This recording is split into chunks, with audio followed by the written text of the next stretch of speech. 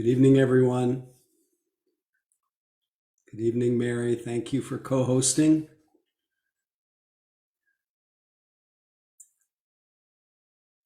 Love for all of you to hear each other say hello. Feel that sense of connection, belonging, togetherness. Feel free to unmute and say good Good evening. evening, everybody. Nice to see you all. Hello. Hi, all. Hi from Maryland. Hi, everyone. From Santa Barbara. Good evening, Sandra. Hello. Big love from Nashville. Hello. Hey, Jerry. Yay. Nashville. Big love from Sausalito. Yeah, babe. Yeah. We're competing tonight, Jerry. No, just kidding. It's the Olympics. It's all about competition. Just kidding. So we are going to step out of our competitive identities tonight. Part of you that's busy getting ahead, keeping up, being as good as, better than, less than, all the different comparisons and evaluations, we're going to just drop it because it's just mind. It has no substantiality, it has no reality.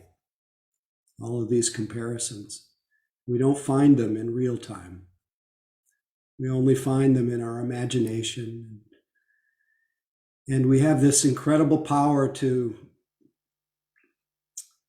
just let go, to suspend our usual preoccupations, our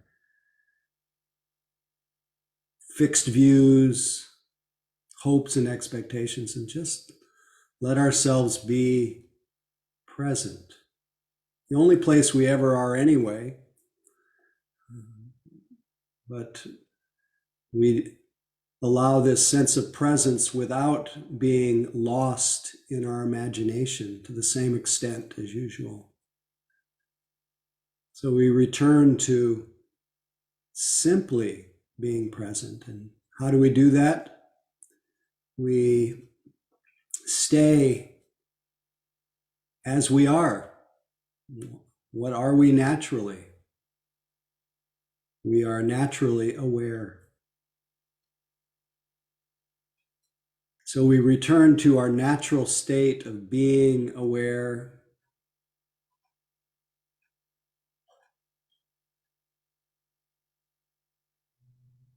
That awareness, that sense of being aware made possible by this incarnation, this body with its senses. And we do our best to bring this awareness into the same location as our body, even though without it we can't experience anything. But often our attention is slightly disembodied. So the magic of practice is we allow our attention, or sometimes we call mind, to sink into our body, and our body to fill our mind, so that the body takes on the gentle stillness that is a characteristic of being aware. Awareness is still. Awareness is unmoving, is unconditioned. So aware of the body sitting, and notice how the body gently softens and stills in the light of awareness. And even the awareness steadies because it's in the same location as the body, which is here. And now that we're here embodied, we can just let go of these ideas of mind and body and just experience that. Experience being aware, minus the word. Experience being the body, being embodied, minus the word body. Just sensation.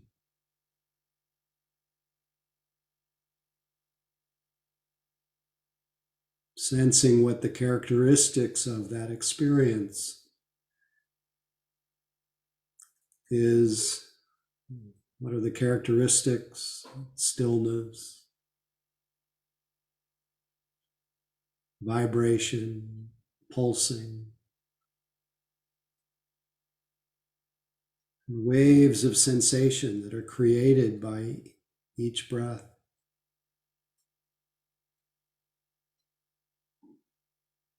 And with our eyes closed softly, we experience sensation from what we call the inside. Even though with our eyes closed, we don't really know whether there's an inside or an outside. There's just sensation, experience.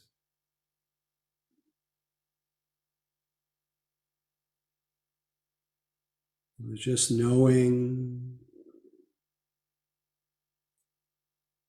the sensations of breathing in and breathing out.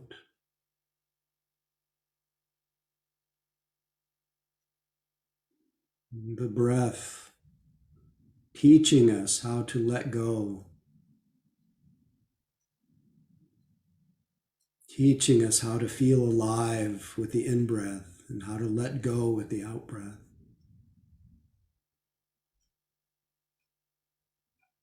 Breath by breath, we guide ourselves to a calm abiding.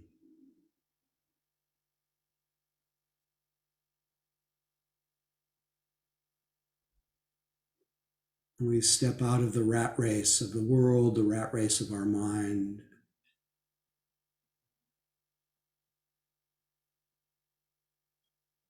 We just sense and enjoy the mind that is empty of past, empty of future, filled with life right here. Just this moment, just this breath.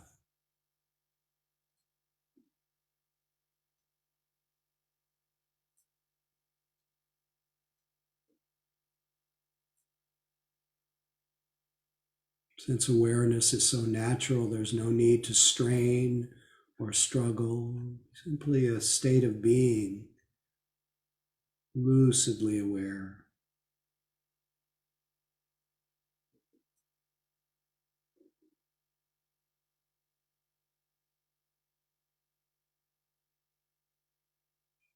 Notice how effortlessly the sensations of sitting and breathing are felt in awareness.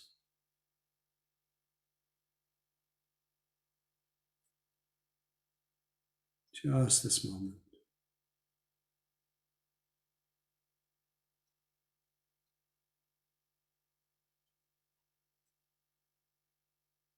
There's no higher mountain to climb than this moment of being aware. Already arrived at the summit. To enjoy the view.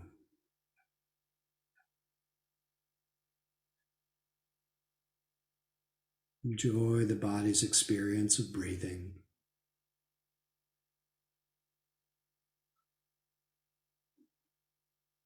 Enjoy the mind that's empty.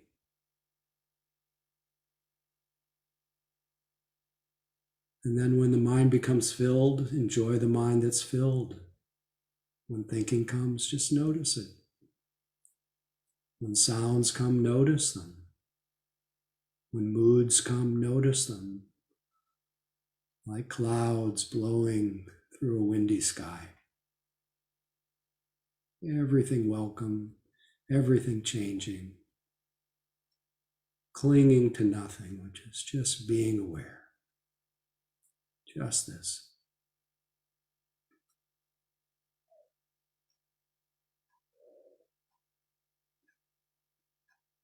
Be aware.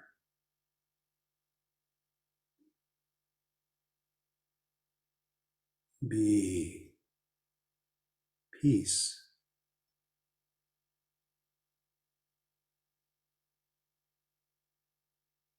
Be free.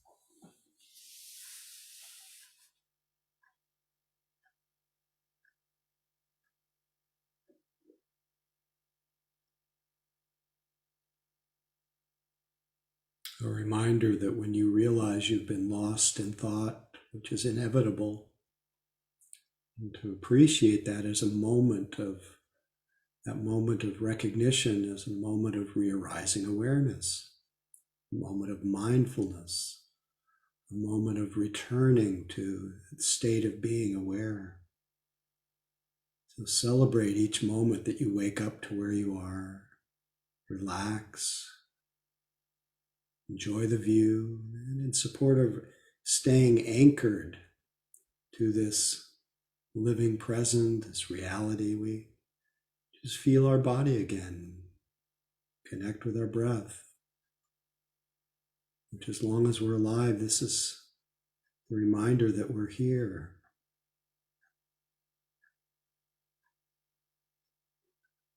And if you notice that the quality of your mind is dull or agitated, just notice those qualities and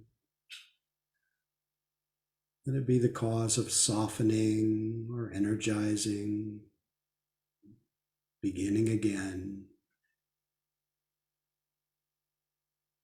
Every moment is a new beginning. It's fresh, empty, open, welcoming.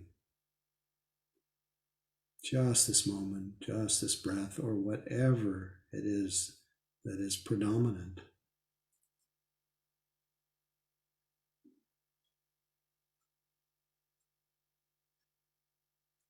Be aware.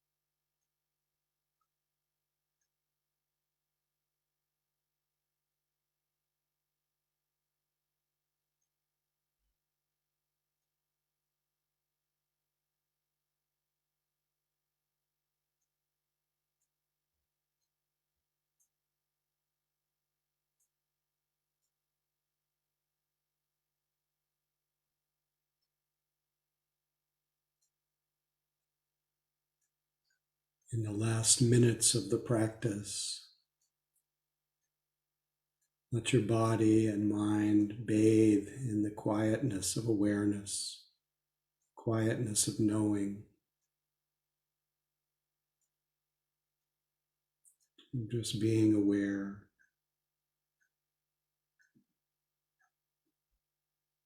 Quietness of being received in a non-judgmental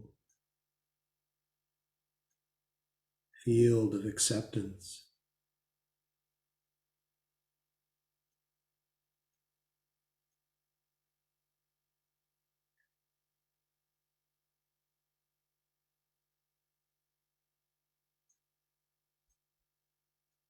Body bathed in awareness, the heart bathed in awareness.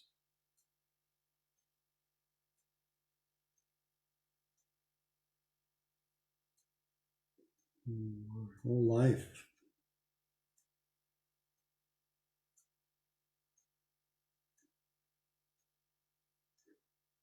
Bathed in awareness.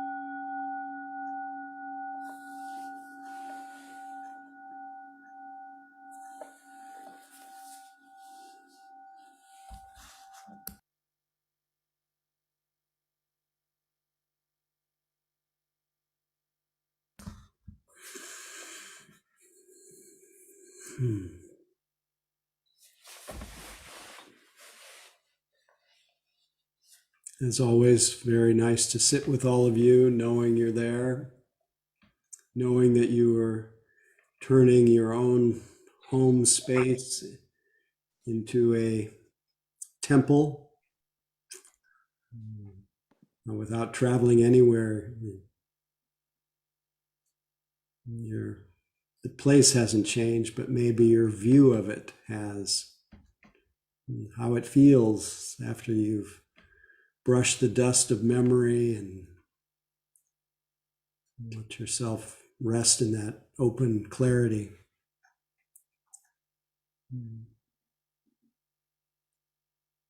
Maybe look around your room and see how it feels. See if you're seeing it with new eyes.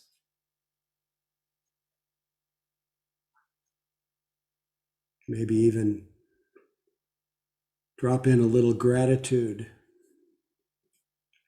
for your fortune, your fortunateness of having a safe space to sit in, having a computer,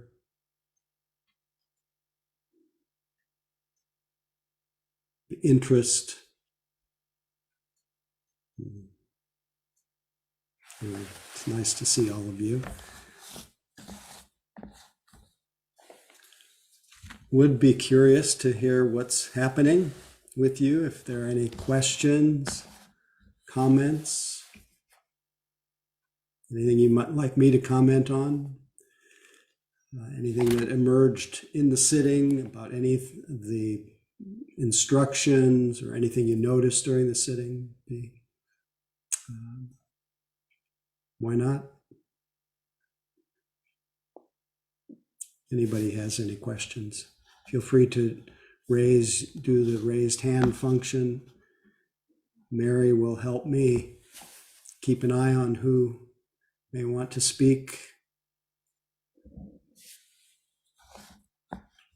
Are there any questions? Just a reminder, I haven't done this recently, but just a reminder that whatever question you might have about your practice or any of the teachings, it's likely that it will be of some use to someone else. So please feel free. It's part of our offer, not just what we receive from being together in Sangha and community, but it's also what we offer. So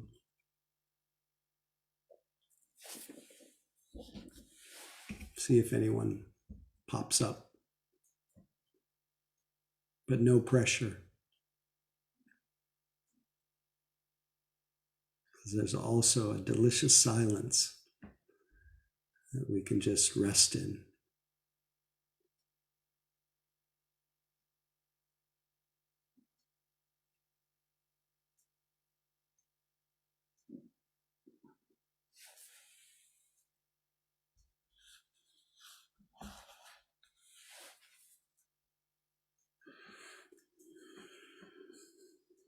Once, twice.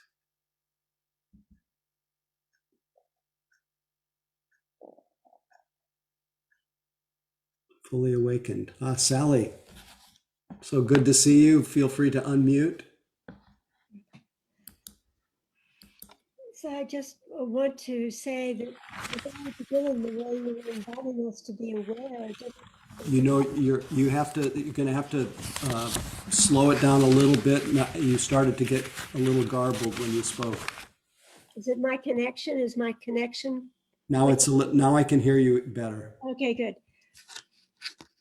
From the very beginning of the sit, the way you invited us to be aware with such a strong voice, it just took me into that space in a way that I don't think I just felt like I glided into that space and felt held by your invitation.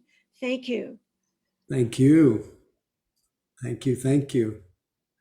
Anything that would express how you would put that being aware into language, into words? Well, just this sense of being with myself, being with my breath, being with the feeling of my legs my feet on the floor.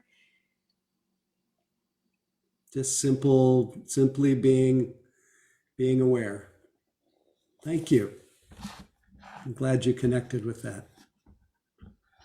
I'm also really glad to see you. Anyone else?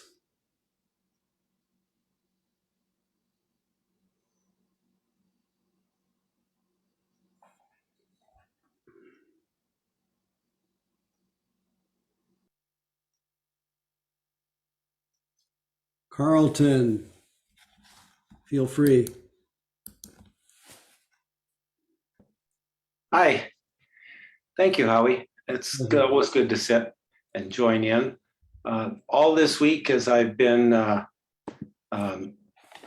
rebuilding my recording and teaching music studio, I keep thinking of Thich Nhat Hanh and our session last time and the books that I've read of his.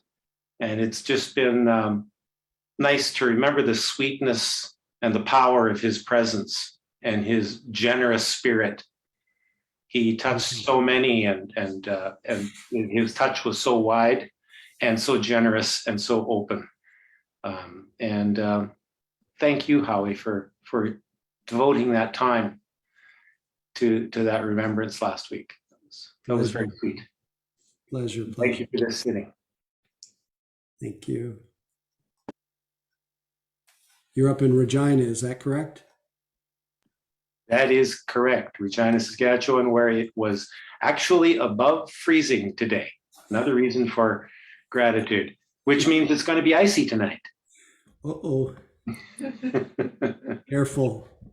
Yes, very, very much so. It's remarkable. Wow. But the geese were flying.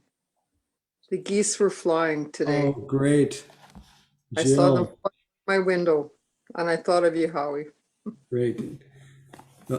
Most of you wouldn't know this, but Jill took me to a place where the geese took me, in the plains, in the prairies of Saskatchewan, took me to a place where the geese, how would you say, migrate? These huge ponds and thousands upon thousands of geese in the middle of the winter. And I'll never forget our little drive to see the geese.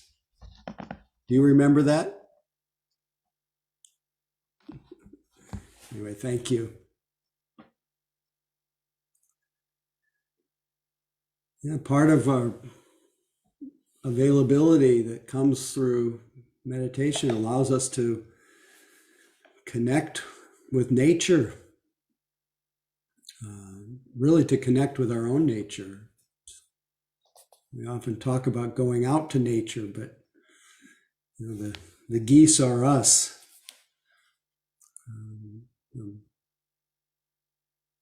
The call of our own breath and aliveness. It's funny that you mentioned the geese. So I have with me tonight the poem from Wendell Berry that I thought would be always nice to drop in, entitled Wild Geese. Horseback on Sunday morning, harvest over. We taste persimmon and wild grape, sharp sweet of summer's end. In time's maze over the fall fields, we name names that went west from here, names that rest on graves. We open a persimmon seed to find the tree that stands in promise, pale in the seed's marrow. Geese appear high over us, pass and the sky closes. Abandon, as in love or sleep, holds them to their way, clear in the ancient faith. What we need is here. And we pray, not for new earth or heaven, but to be quiet in heart and in eyes clear. What we need is here. Oh, thanks for reminding me of the geese, Jill. Glad you had a sighting today. Anyone else before we shift gears? Please don't be bashful.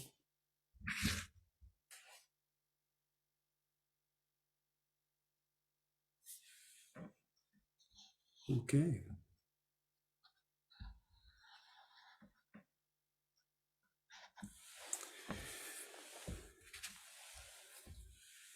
I'd like to talk a little bit tonight. Maybe you can stretch your bodies a little bit. Notice if you're holding or tensing in any way. Just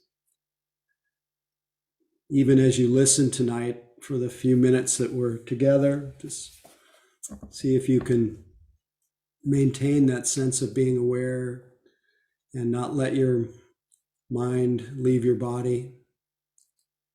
Thich Nhat Hanh, or not a Thich Nhat Hanh, but an Ajahn Chah teaching, don't let your mind leave your body.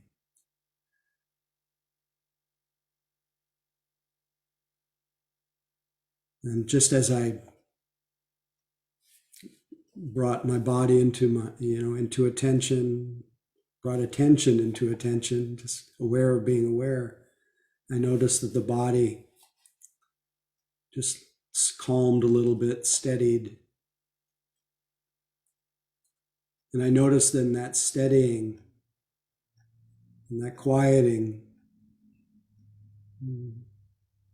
not having gone anywhere, not having done anything, seemed like there was a feeling of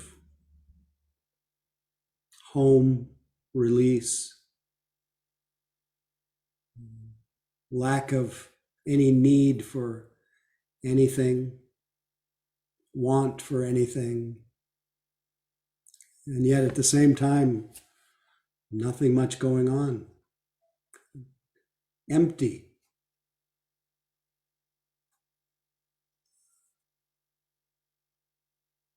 And as I say, the empty, I often think of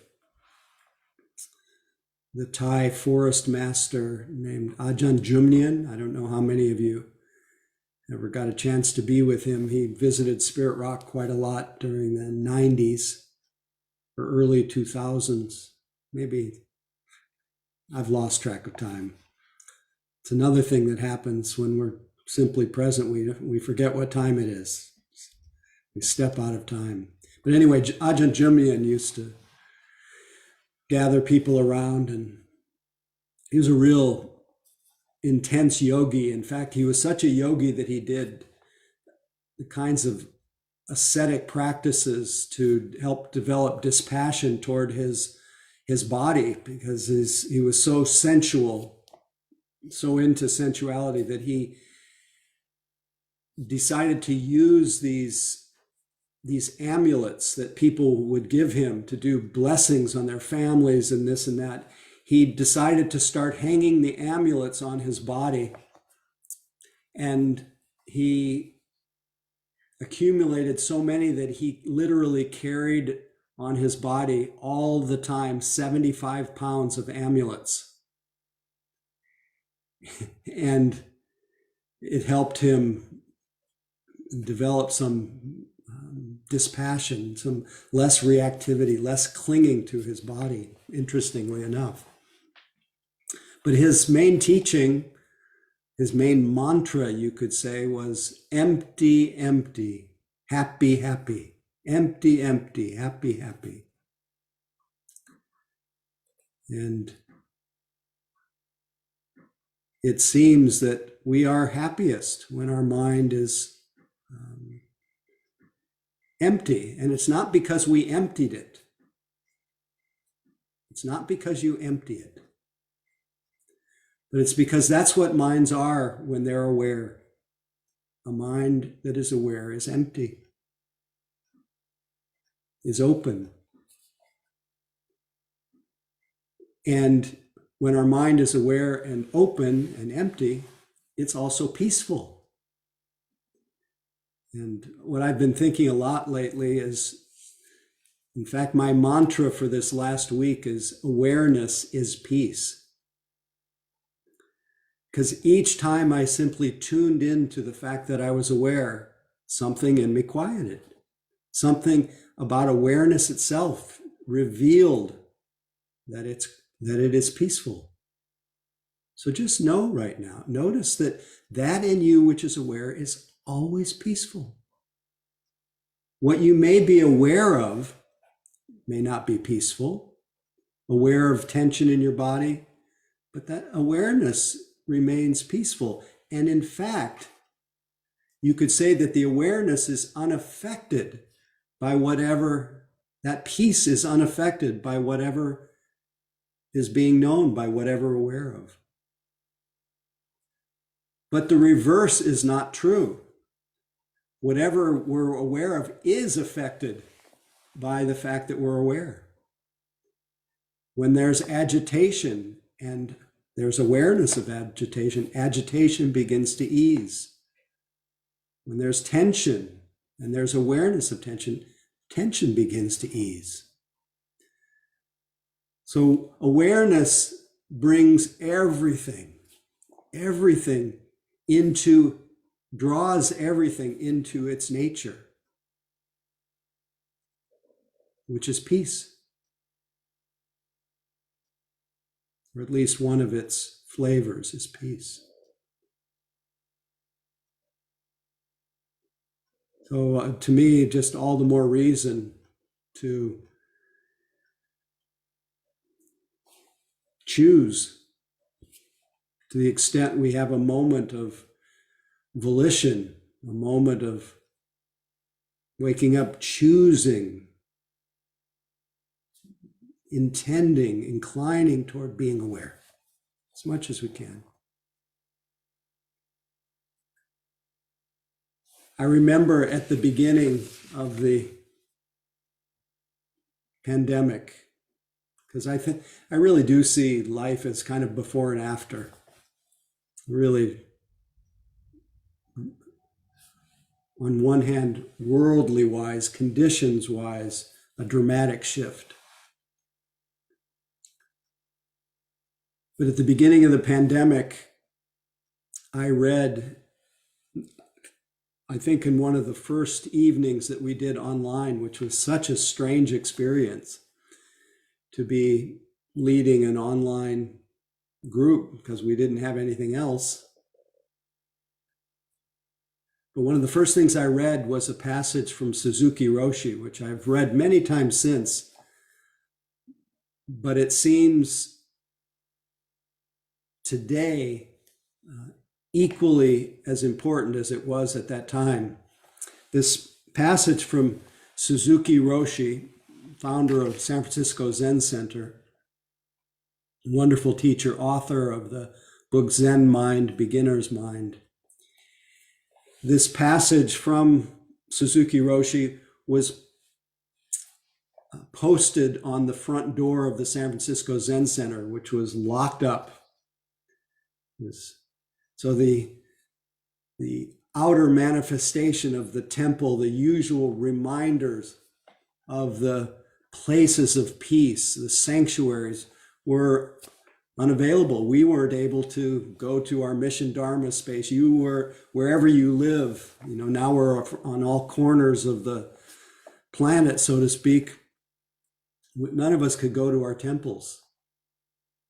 And I just thought that this passage from Suzuki Roshi was so apropos, so important, such a refuge, is something we needed so badly, and it's still the same to this day and relevant to the topic I just started with, the peace of awareness. It says, suppose you are facing a difficult situation. This is what was on the door. I posted. Here it is. Suppose you are facing a difficult situation. You do not know what to do. You may walk up and down, in and out, but this does not help. I think we're still spinning in what to do about the endlessness of this new life. You do not know what to do. You may walk up and down, in and out, but this does not help. Actually, the best way to relieve your mental suffering is to sit in meditation. Even in such a confused state of mind and bad posture. In other restless positions, you have no power to accept your difficulties. But in the meditative posture, your mind and body have great power to accept things as they are, whether they are agreeable or disagreeable. The awareness that you are here right now is the ultimate fact. So I've riffed on this a lot, that you could say the awareness that you're here, the knowledge that we're here, is the ultimate fact. But really the awareness, that simple, pure knowing that is so natural to us, it is the ultimate fact of our nature, is that you're aware that the very peace and ease that you look for. And I realize when I say this, I sound like I'm a one-note Johnny. I point to this every week. I can't help myself. But the peace that we are looking for is none other than the peace of our nature, which is to be aware. Peace waits. As one of my teachers, Punjaji, used to say, peace waits, but most are looking for something else.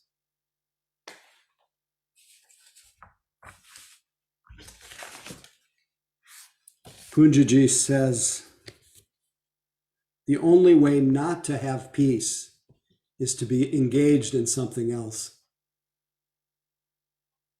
to be attached to something other than your natural state of being aware. Any beauty other than your true nature is a dead corpse in a nice dress, and attachment to these things is living in a grave with dead bodies. It's pretty dramatic. When you live in association with your mind, caught in your mind, you are in the graveyard. But when you inquire, when you look to your own nature, you're free. Doubting this freedom is clinging to bondage.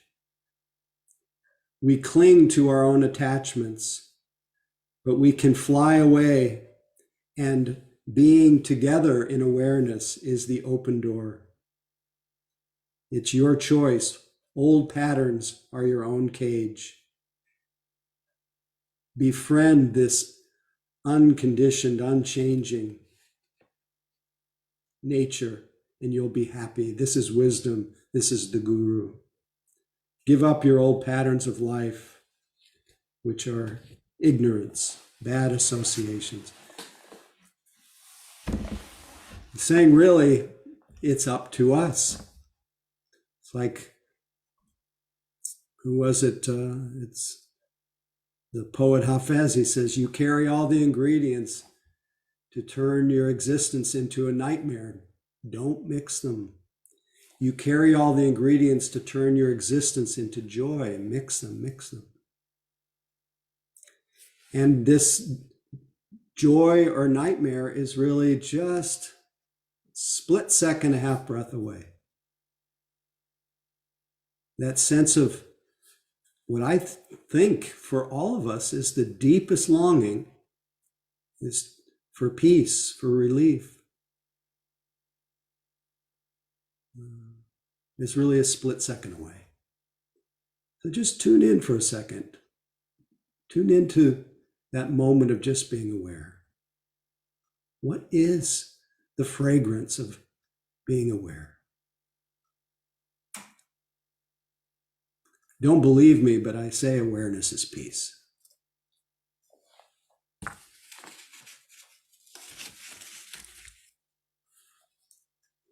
Hafez again says, just sit there.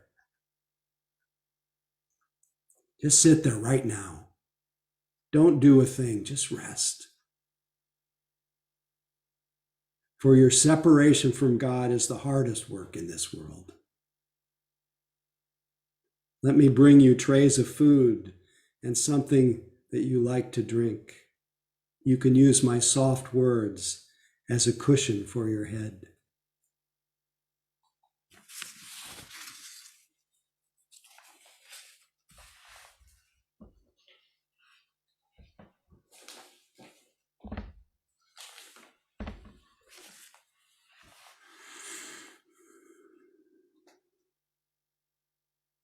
Dana falls, just so that you don't associate this entirely with sitting, because this being aware, this turning to awareness, awareness being aware of itself is really completely portable, any posture, anytime, anywhere.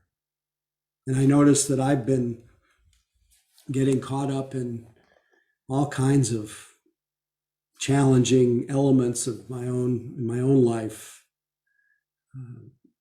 physical, emotional, all kinds of things. But each time I just even drop in the words, awareness is peace, just tune in. Peace is there, open and inviting and comfortable. And that peace is not found through effort and willpower,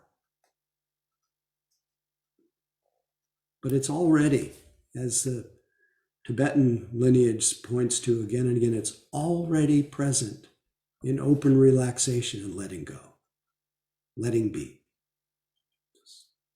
Again, getting back to just being aware. Doesn't solve our problems, but it solves the problem of the search for happiness. You know, I was thinking, you can tell I do a lot of thinking. I've been using some leisure time at the end of the day to watch the Olympics. I don't know how many of you have been tuning into the Olympics, but you can see, and it's joyous to see the fruits of years and years of labor. And you could see that these Olympic champions, to become an Olympic champion, there needs to be skillful teaching. There needs to be incredible amount of practice. There needs to be a lot of psychological training to be able to withstand the joys and the sorrows. So there are conditions that are necessary to become an Olympic champion.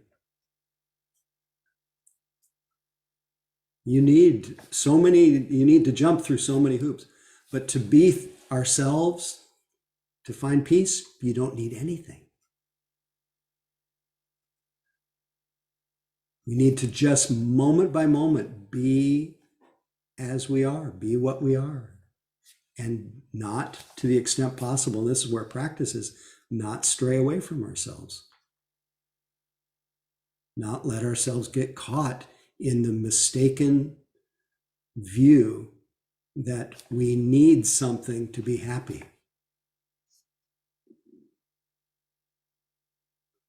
Not fall into the view that something, even some Olympic victory can make us happier than we are fundamentally.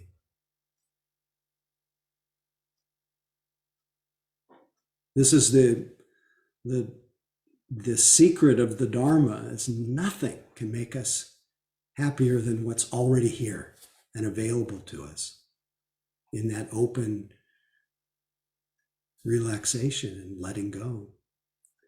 And I keep imagining what it would be like for some of these athletes if they knew already that whatever they're searching for, the deeper search, they already have. And that they could become an Olympic champion without the demand and the expectation that it make them sufficient, make them happy, make them better, make them lovable, make them acceptable, make them famous. But to be able to develop all of those qualities for the joy of it, or for to offer it to as an offering.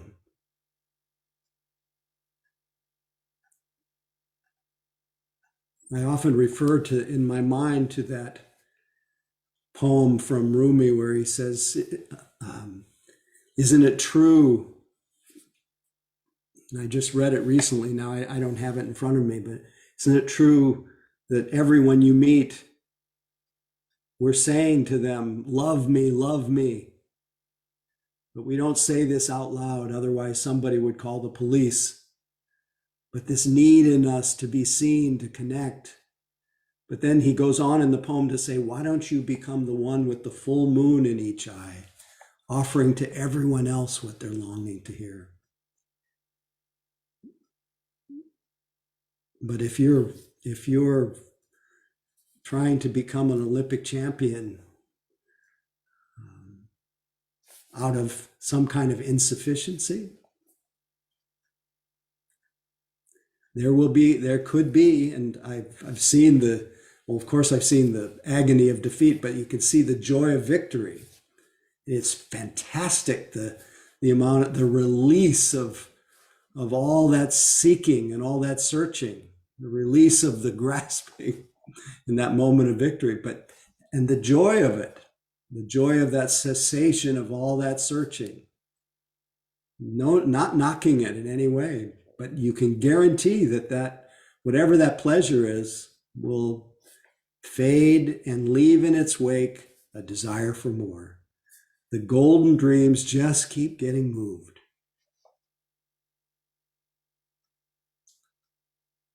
So the Buddha saw the endlessness of this search. I know I talked about it last week, samsara.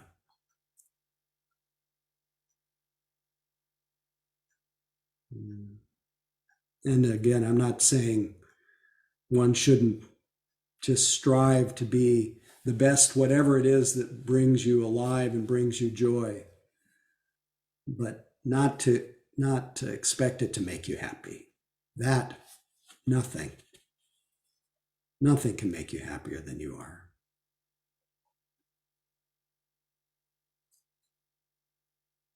Many things can give you a different mood, but there's nothing that can improve on the richness of being alive and present here. What we need is here. And I pray, not for new earth or heaven, but to be quiet in heart and in eyes clear. What we need is here.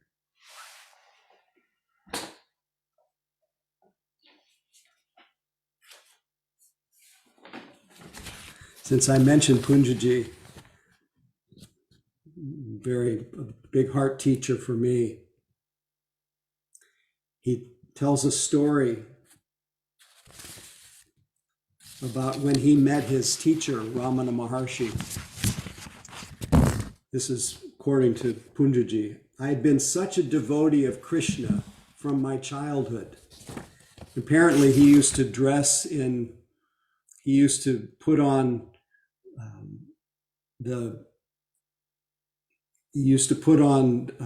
a sari. He used to walk around the village with a sari and and wear the ornate bangles to look like one of the milkmaidens, one of the gopis who used to adorn, used to dress up for Krishna. So he was a lover of Krishna.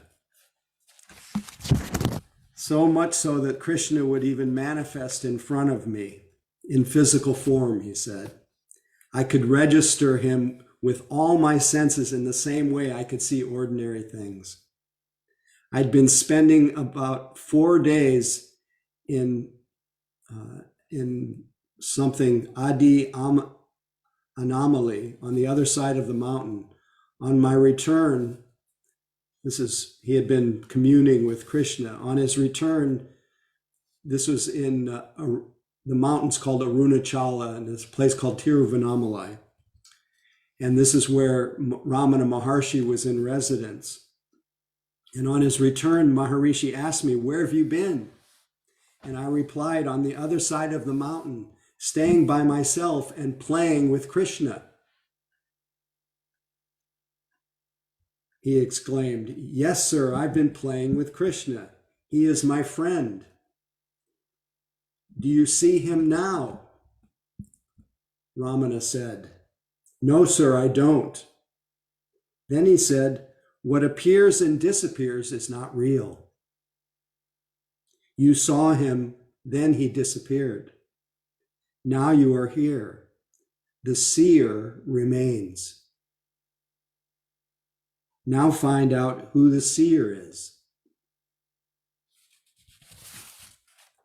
The seer was just a word spoken by Maharishi, but it struck me with such an impact that I became the seer. I became the seer. Nowadays, when I give teachings, I tell people, don't hold on to the word.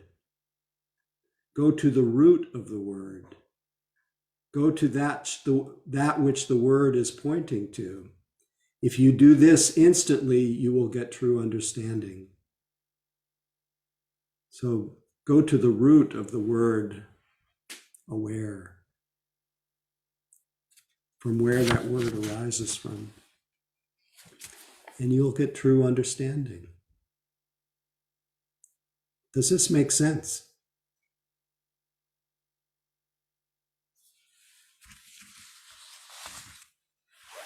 It's funny to talk about these matters on the computer, but all I'm doing is pointing to what's always already here.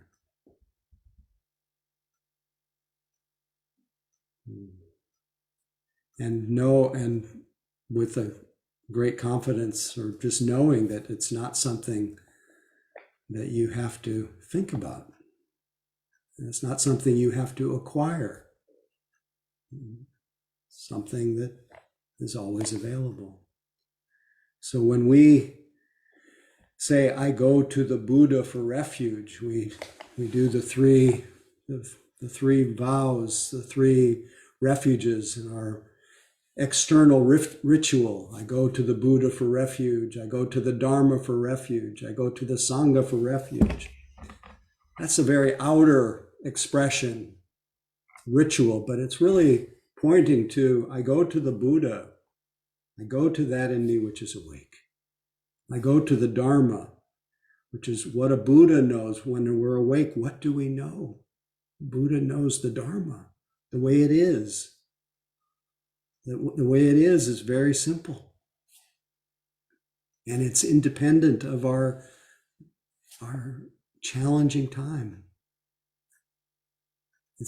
It's what was at the beginning of the pandemic, the medicine that we needed, that internal refuge where we couldn't depend on outer circumstances. It's what we need now. We need the Buddha, being aware, awake, need the Dharma, whatever it is that calls us here, our senses. And we need the Sangha. We need each other to remind us. This is really what we were trained for, why we've done all this practice, not just to remember for ourselves that peace, but to offer it, to be the ones with the full moon in each eye.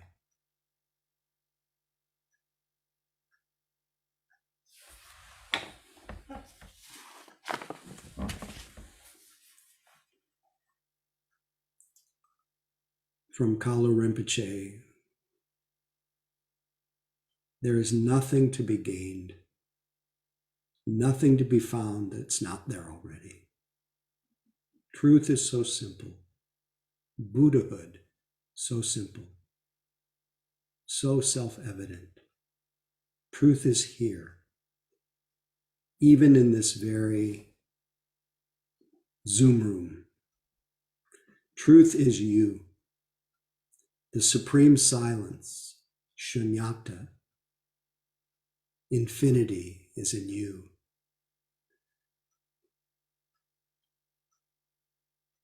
Truth is you. You are the silence. You are the truth. You are Buddha. It is here in this very moment, so simple and unaffected, so near. Yet we make it so distant when it's so near, so remote when it's so immediate, so complicated when it's so simple. You are the Buddha. Then why do you not feel it? Why don't you know it utterly, through and through? Because there's a veil in the way that is attached to appearances, such as the belief that you're not the Buddha, that you are a separate individual, an anatma. If you cannot lift this veil at once, then it must be dissolved gradually. If you've seen through it totally just once, even one glimpse, then you can see through it all the time. Wherever you are, whatever presents itself, however things seem to be, simply refer to that ever-present, inherent spaciousness, openness, and clarity. This is from 1970. You're still the Buddha, even after all these years.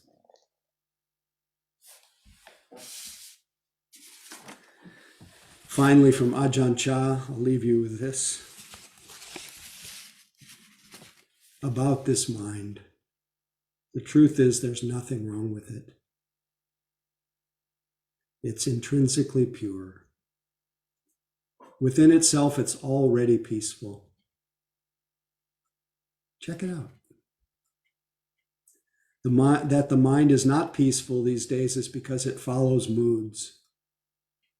Real mind doesn't have anything to it. It's simply an aspect of nature.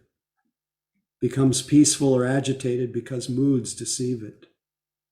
But really, this mind of ours is already unmoving and peaceful.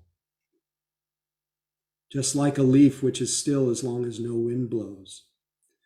Our practice is simply to see this original mind. So we must train the mind to know the different sense impressions and not get lost in them. This is what makes the mind peaceful. Just this is the aim of all the difficult practice that we put ourselves through.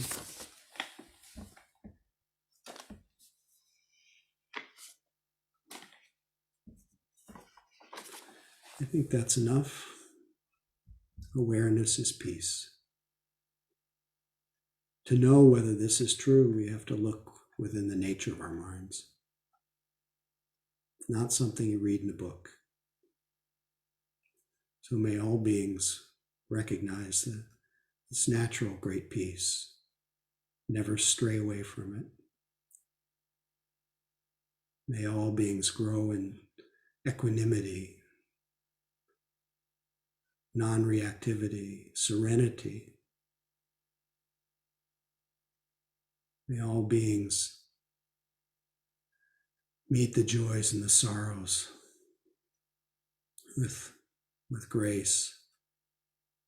May all beings have happiness and the cause of happiness. Be free of suffering and the causes of suffering. May all beings be liberated. And may our practice tonight and every day be dedicated to the welfare and benefit of all.